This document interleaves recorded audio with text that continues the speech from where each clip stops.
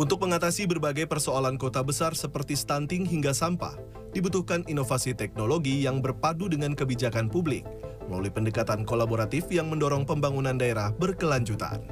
Salah satu inisiatif yang hadir menjawab kebutuhan tersebut adalah Future Gain for Change atau FGC. Dalam acara Demo Day pada 2 Mei di Jakarta, FGC memilih 6 startup terbaik untuk menjalankan proyek percontohan di Bogor, Semarang, dan Palembang, berkolaborasi dengan pemerintah daerah.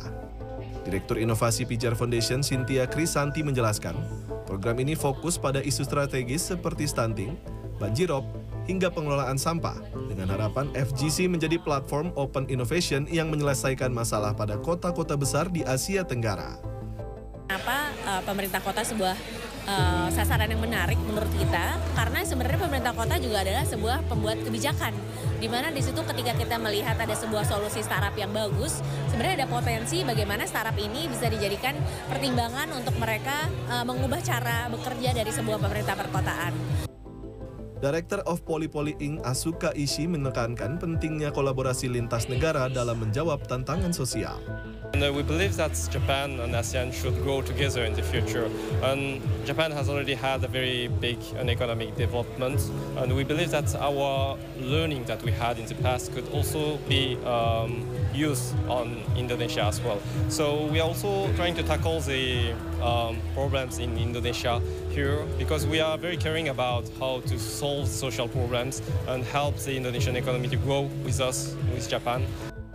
Rapo Indonesia menjadi salah satu startup yang lolos dengan inovasi mengolah sampah plastik menjadi produk bernilai seperti furniture dan aksesoris. Jadi kalau kita lihat kan memang tingkat daur ulang di Indonesia itu hanya 11%. Padahal sampah yang dihasilkan di Indonesia itu sangat-sangat besar sekali. Kami melihat sebenarnya bahwa sampah itu hanya mindset kalau kita bisa melihat itu sebagai sesuatu peluang. Buktinya dari sampah kita mampu menghasilkan pendapatan tambahan. Para inovator akan mendapat dukungan baik teknis hingga kemitraan strategis. Dan diharapkan inovasi yang dihasilkan dapat direplikasi di tingkat nasional dan daerah dan memberi dampak sosial dan ekonomi yang positif. Tim Liputan CNN.